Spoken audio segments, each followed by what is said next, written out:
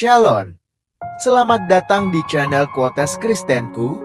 Pada kesempatan kali ini, kita akan bersama-sama mendalami firman Tuhan dan melihat bagaimana kasih dan kuasa-Nya bekerja dalam kehidupan kita sehari-hari.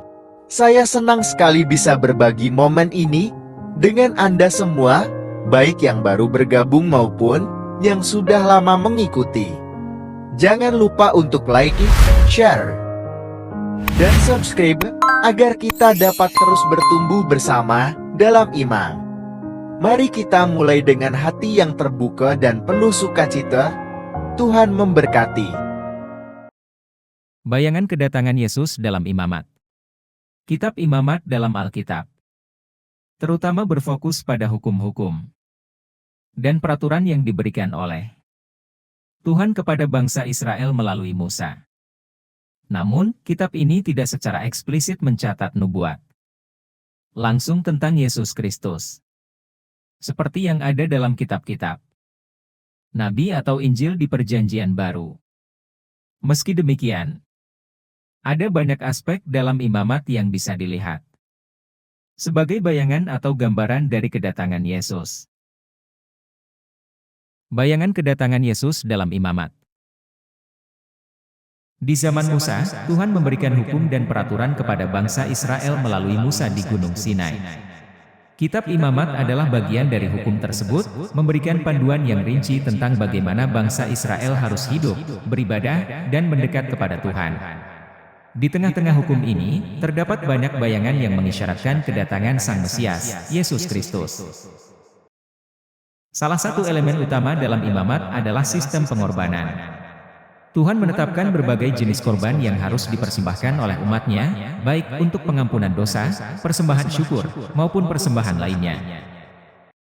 Misalnya, dalam Imamat 16, kita membaca tentang hari pendamaian, Yom Kippur, di mana imam besar masuk ke dalam ruang Maha Kudus untuk mempersembahkan korban bagi dosa-dosa seluruh bangsa. Imam besar harus membawa darah dari korban yang tidak bercacat untuk menyucikan dan mengampuni dosa umat. Nubuat dari sistem pengorbanan ini menjadi jelas ketika Yesus datang ke dunia. Dalam Yohanes pukul 1:29, Yohanes Pembaptis melihat Yesus dan berkata, "Lihatlah anak domba Allah yang menghapus dosa dunia."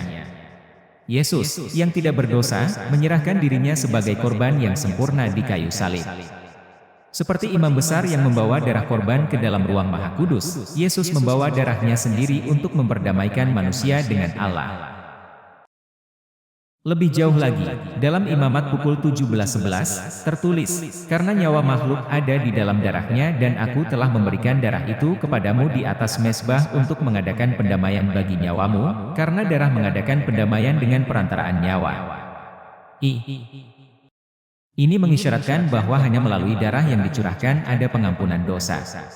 Dalam Perjanjian Baru, penulis Ibrani menegaskan bahwa tanpa penumpahan darah tidak ada pengampunan dosa, Ibrani pukul 9:22, dan Yesus datang untuk memenuhi semua itu. Ketika kita merenungkan hukum-hukum dan pengorbanan dalam imamat, kita dapat melihat bayangan yang jelas dari rencana Tuhan untuk penyelamatan melalui Yesus Kristus. Setiap korban, setiap tindakan imam besar, setiap tetes darah yang dicurahkan, semuanya menunjuk kepada korban yang sempurna dan akhir, yaitu Yesus. Dia adalah penggenapan dari semua nubuat dan bayangan dalam Perjanjian Lama, membawa pengampunan dan hidup yang kekal kepada semua yang percaya kepadanya. Cerita ini menghubungkan beberapa elemen dari kitab Imamat dengan kedatangan dan karya Yesus Kristus, menunjukkan bagaimana Tuhan telah menubuatkan dan merencanakan keselamatan sejak zaman Musa.